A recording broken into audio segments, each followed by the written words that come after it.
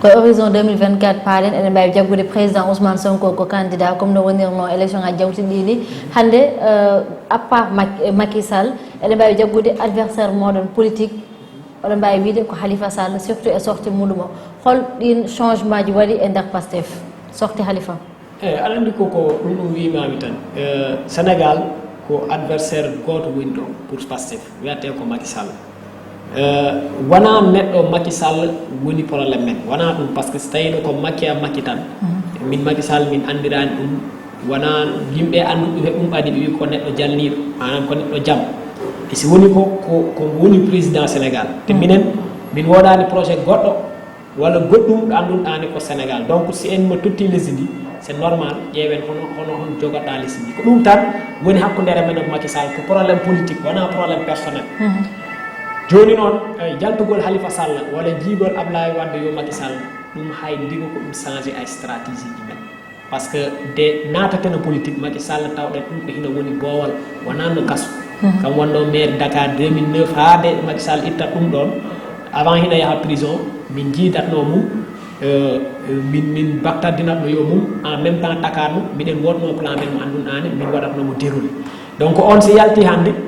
wodani changement goto mo andunɗani mamo ɗum addu a plan ji men ɗiɗi andunɗani min woodi eyyi min jagguɗen ko adversaire goto woɗɗen ko Macky Sall wiyate woni ko noon sa woni opposition aɗa foti waktadin yo ɓe andunɗan koɓe jiɗɗa opposition aɗa foti fottidin yo mumen par ce que affaire o aussi wona koɓe adversaire ji men tan tem adversaire goto woɗɗen ɗum wimami ko Macky Sall te Macky hono wiyatede natateno politique minen andi politique Sénégal ko politique udditiɗo ina woodi libéraux ji ina woodi socialiste en ina woodi socialiste en ina woodi nationaliste ko way noon donc nde natateno politique ɗum fof min ƴetti ɗum en compte et si à la fin minen jagguɗen ko laamu ko population lesdi tottatma laamu si Allah jaaɓi eyyi minen ko ɗum jagguɗen pour men politique ko programme yo discours yo daroɗa darɗen andunɗani hay goto wawama natma goɗɗe he walla wooda goɗɗe ɗe andunɗani yimɓe heɓe ɗe wawi tagui keeci ma pour bonnude nguruma on a disconvient pas politique ko population o ɗuminata kono hande comme par exemple no mbiruɗen hande Macky peut être jeeytaki élection 2024 mais wasatade ɓe daña candidat baɗɓe ɓe remplacé on andaka taw yiyaka taw donc on mais wonɓe sur le terrain en tant que des opposants hande eɗen mbawi wiide doole ɗe joguiɗon hande ɗe cikkuɗon kañum joguiɗon hande ɗe Halifa ko wonino saaha ko kañum jogui ɗum hande koye oɗon instant woni haɓade gam heptude ɗeɗon doole donc no foti wawde changer stratégie moɗon no foti wawde changer quelque chose en vous andude kat a Halifa yalti wonto yimɓeɓe payimo wonto population payimo to payoyi président Ousmane Sonko donc wonko foti wawde changer normalement eyyi aɗan ko ɗum wimami tan aɗa andi minen jagguɗen ko électeur ɓe seeɗema jagguiran ɓe ko miijoma taki ko miijo o mo woɗɗa probléme ji mumen ko ɗum taki heɓema wotana minen si minen yaha campagne ko noon winumami en waɗat feere ƴeewen Sénégal naaɓe hoɗum mettiɓe a jangde hoɗum mettiɓe a santé hoɗum mettiɓe a sécurité ako way noon etoɗen ɗaɓɓo réponse aji a ɗum waɗen feere haaldena mumen ha ɓe fahma correctement minen ko woni anniyeji men pour réglude ɗi probléme aji ɗum noon ko ɗum woni conviction men politique te ɗum en iwata hen te ayi résultat ji ɗiɗi andunɗani min wodide élection présidentielle o jawto dañ komo holliri sa ƴetti hande département de Dakar mi haalani ɗum de beele mi wot ko yiɗmi pour famɗinde Halifa Sall wona ɗum woni intention jam e si yiɗmi ko tan pour ɓe yeɓat amen ɓe ɓuura fahmu ɗin résultat ɗi saari ƴetti commune aji kewɗi aɗɗina nder Dakar ko minen ƴetti ɗon deuxiéme yo score mo annduɗan ko score woɗɗo doole sa ƴetti commune waɗono parcelle miɗen ɗon woni score woɗɗo fayida sa ƴetti commune waɗono Grand Yoff commune waɗono hono wiyate Mermoz donc a commune aji kewɗi du département de Dakar ko minen ari ɗon deuxiéme omo annduɗan hay ko kamum Halifa Sall jagguiranno hina wiye Idrissa Seck ene hen heewi commune aji an ko troisiéme position ari donc ɗum ne ɓe haaloɓe ɗum yo ɓe wonɓe o miijo mo annduɗa an analyse on waɗɗa yoɓe hen accu hakkille par ce que aussi politique ko résultat ji si iwi miijoji en yo campagne ako way noon ko ɓuuri ko hen wood fayida woni ko ɗum irruji ɗi tottiri donc minen mbiɗen woodi andi hannde homo doole wonɗen Dakar yo homo doole wonɗen e nder leydi Sénégal par ce que mi wima joni ne kala département ɗo yahɗa miɗen toon woodi coordination départemental ɗo ɗo haaldat mi ama neɗɗen mineni dans les 521 communes du Sénégal ha paris sa ƴeewi élection résultat ji men progression omo woɗɗen hakkodere 2017 au 2019 woɗani parti goɗɗo woɗɗomo en cette durée d' existence parce que ça teskima en 2017 presque 1% woɗɗoɗen de l'électorat ce qui équivalait à 33 000 et quelques voix 2 ans plus tard je dirais même pas 2 ans, 1 année et quelques mois on score hande min waɗimo multiplié par 20 cette multiplication par 20 kala commune no yaha Sénégal presque noon affaire o yaari donc miɗen woodi yakar ne ngol lawol ngol sukkuɗen ko ngol lawol moƴƴol te eɗen foti wodde yakar ne 2024 jommata sénégalais ɓe maɓe amen hool ɓe totta amen lestidi d' accord mbaɗo ɗon ɗamini ni peut être yettiyade 2024 gila moon sokede oɗo mbiɗon le président puisque oɗo wonnoɗo e anniversaire makko Karim o yaltini ɗum hen de même que Khalifa o soki ɗum joni heddi ko onon mbaɗɗone nden voilà eyyi aɗa andi Macky wonko wowni sénégal naaɓe aɗa andi ko wowni ko sénégal naaɓe nde kala mo annduɗa ne hina mo huule e politique waɗa feere pour sokma joni noon sa nenen de waɗi calcul aji mum par ce que aussi hina hen heewi ana observateur aɓe annduɗani deɓe waɗi analyse résultat ji ɗi ɓe wi ko résultat ji Ousmane Sonko ɗi holliri ko kanko vote partisan woodi alors que vote ɓe annduɗa ɓe tigui a Macky Sall ɓe woodi ko yimɓe wiyata ko vote stratégique alors que vote partisan woni mo annduɗa ne wotanmo dagui programme ma taki wotanma dagui yi hoore mum an a nono waɗata politique ha pari waɗi analyse ɓe wi ɗo yo duuɓi ɗiɗi tati on vote partisan mamo ɓesdo simo ɓesdima noon mo tawtoyi vote stratégique omo annduɗan mo yehino woɗɓe he si renaki Ousmane Sonko woni mo annduɗane manam deuxiéme tour omo annduɗan ko kamum laamu tegata yeeso mum donc heɓe hoore mumen heɓe pouvoir o ils sont très bien informés de ça te Macky Sall ko noon wirumami tan sa yi soki Khalifa Sall hewɓen wi ko de waɗi sondage ji mum yino kono si Khalifa Sall jeyama rena kam deuxiéme tour yahat donc alternative goto wotno soit Khalifa Sall jaɓa jaggirande ɗum si jaɓani nama ɗum kaso joni noon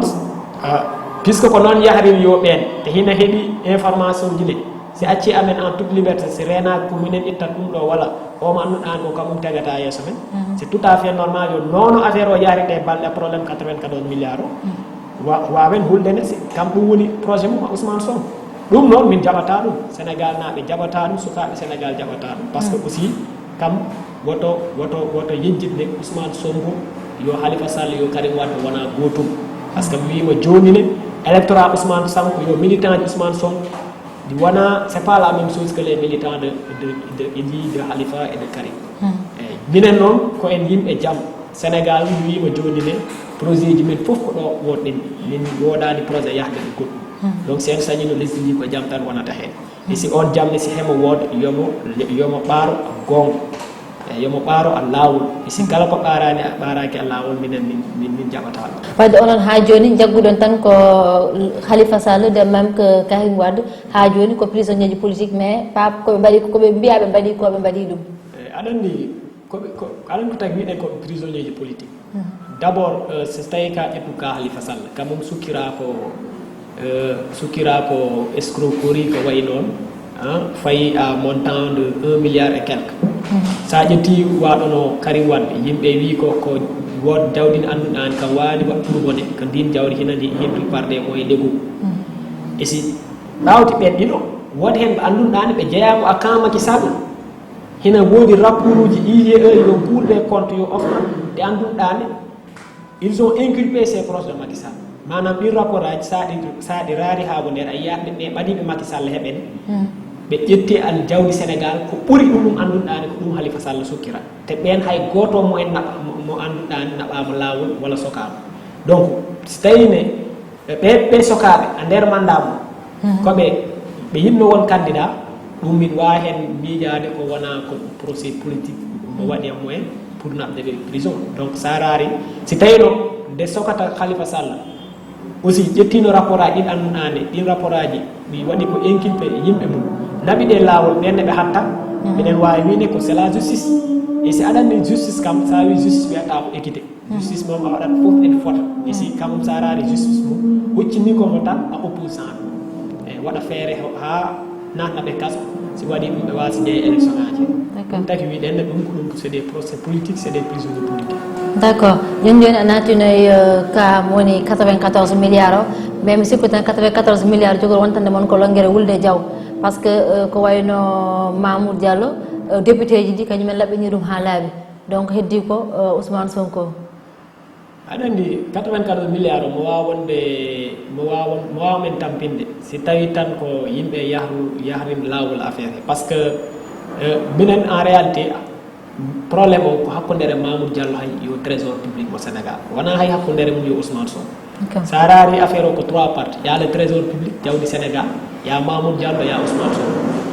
dans les trois parties il y a une partie qui défend le trésor public ko Ousmane Sonko parce que Ousmane Sonko waɗi enquête uji makko ha teskine si renaki ma trésor public mo Sénégal was ko fota 94 milliards ko hen ƴetti waɗi plainte ji mum déposé ɗi a bureau procureur a bureau OFNAC yo IGE joni noon a wi joni ne assemblée nationale ɓe laɓɓini Mamour Diallo si tawi ko état de droit wonɗen wona assemblée nationale woni mo laɓɓinta ko lawol laɓɓinta ɗum noon minen ɗum andi minen ɗum faami gila law ɗum tagi Ousmane Sonko nde waɗi découvrir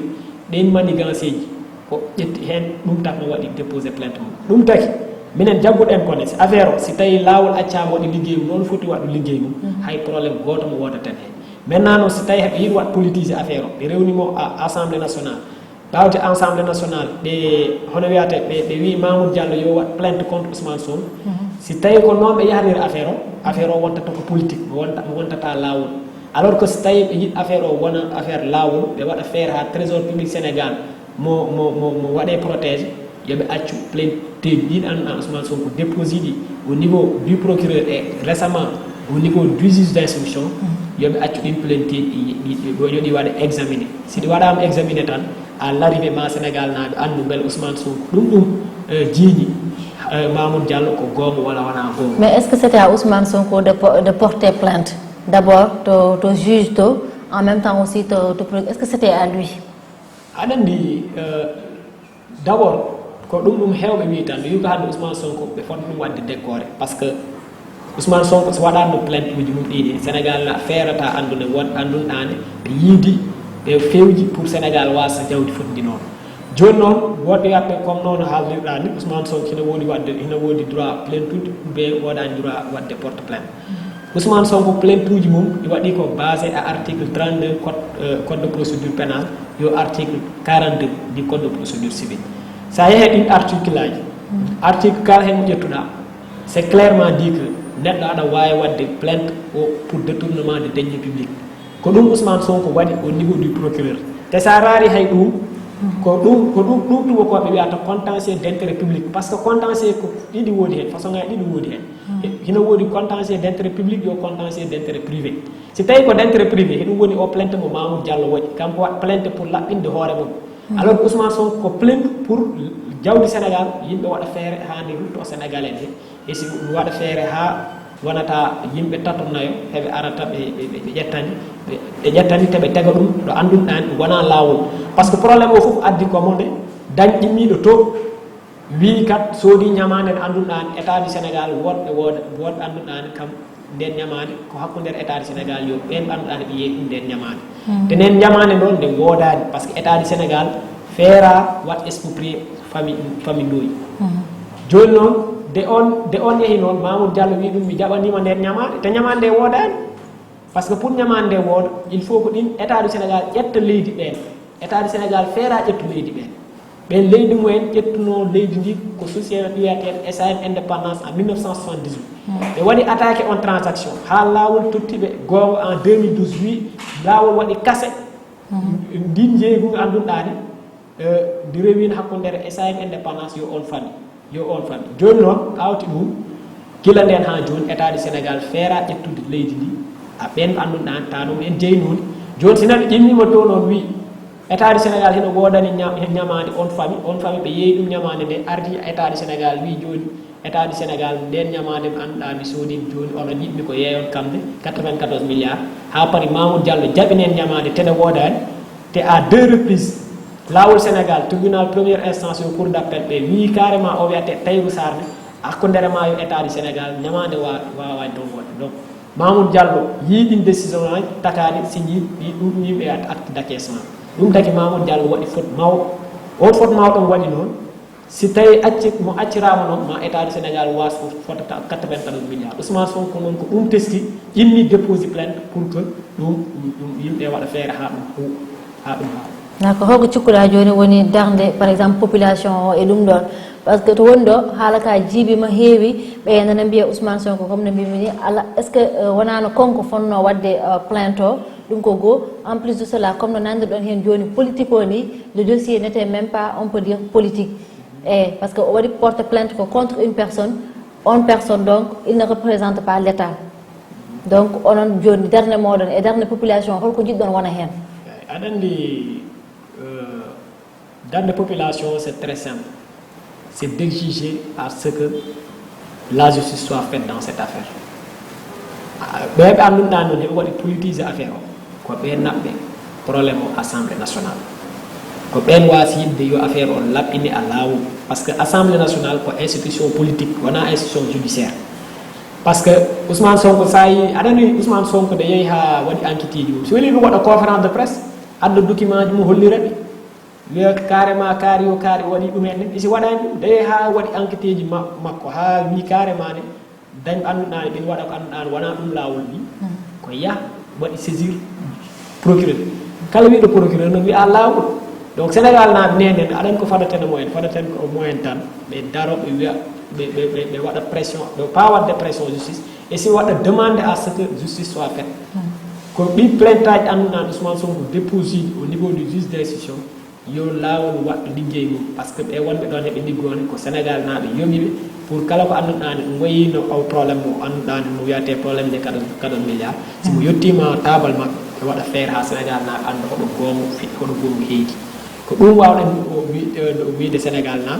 wi de be aussi o problème minen hay buur min tabani mo hen parce que dum anduna ni woni anni Ousmane Sonko woni din jawdini anduna ni andini yimbe be ni ko 94 milliards be wada feere handi ha be anduna ni yobe ni yobe ben e waseni tuttu waden feere ha jawdi ni rutte andema he ak ngaynaga he a jande he yo problème ay goddi anduna handi lesni be andini he